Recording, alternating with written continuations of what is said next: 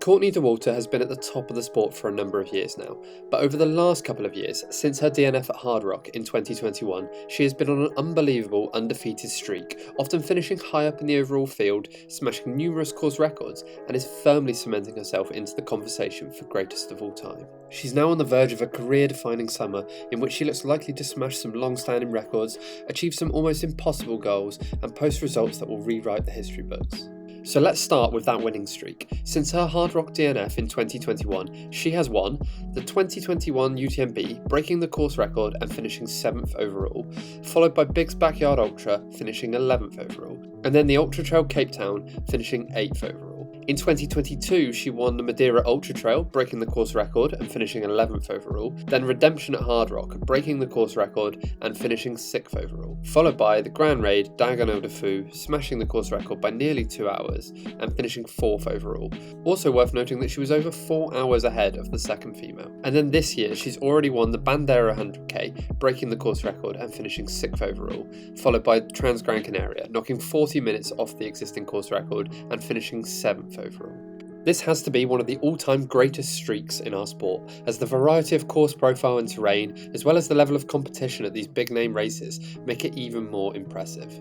Now, it's always difficult comparing sports stars from different eras, as it's hard to grasp the level of competition at the time, especially in a growing sport where the level of professionalism is still improving year on year. Factors such as training, nutrition, and even crewing have taken massive leap forwards over recent years, plus the number of full-time athletes has never been higher.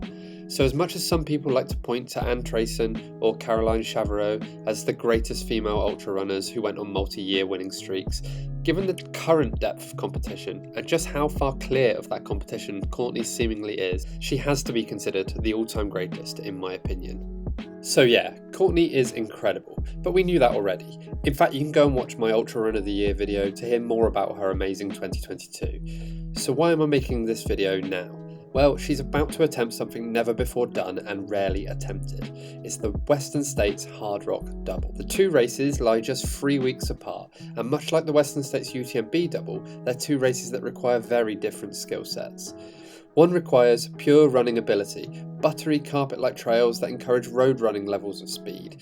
It also features soaring temperatures and one of the most competitive fields in ultra running. The other is a brutal mountain race with endless elevation gain that requires the ability to hike for hours on end, all while dealing with technical terrain and altitude. Due to these differences, it's almost impossible to train for both races at the same time, which is why it's incredibly rare for elites to attempt both in a single season. The closest anyone has come to podiuming at both, let alone winning both, was Jeff Browning, who won Hardrock after a 5th place finish at Western States the month prior.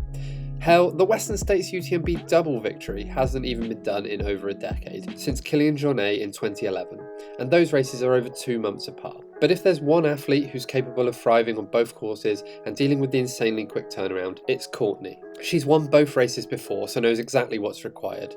She's had successes in the 200 mile plus races, such as winning the Moab 240 outright, meaning that her body is conditioned to performing well under extreme fatigue. So even if the 3 weeks of recovery hasn't allowed her to fully reset, an 80 on 90% Courtney is still going to be very competitive. I'll be doing a full race preview close to the time, but it's safe to say, as almost everyone else online agrees, Courtney winning and breaking the course record at Western States seems inevitable at this point. So then would you really bet on anyone other than the reigning champ and course record holder, even only 80% recovered, for the Hardrock victory? What's more is that Courtney has already completed a mini version of this double earlier this year.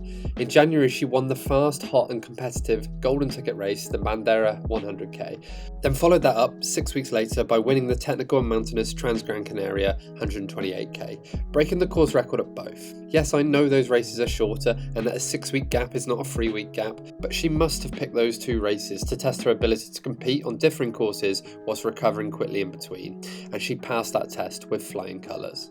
Finally, Courtney discussed on the Single Track podcast the idea of attempting the Western States Hardrock UTMB Triple, which has never been attempted by an elite. She said she's excited by the idea of it, but played down the possibility of it happening this year. But I also got the impression that if Western States and Hardrock go to plan, she wins both and doesn't completely ruin herself, then she might just surprise us all and toe the line at UTMB. And yes, entry to UTMB is pretty complex, but guess what? Winning Western States would qualify her. Now, I've struggled to work out whether that qualifies her for 2023 UTMB or for next year, but the race organisers would be mad if they passed on the opportunity for a two-time UTMB champ and arguably the biggest name in our sport to attempt something historic. So I think if Courtney wants to attempt it, then we'll see her in Chamonix. Let me know in the comments what you think about Courtney's Western States Hardrock double chances and whether or not you think a triple will ever be attempted. Please drop a like and subscribe, and big thank you to everyone who's been supporting this small channel so far. The last couple of videos have had an unbelievable amount of views and I'm blown away by it, so thanks everyone. I'll be back soon with more ultra running content. Cheers.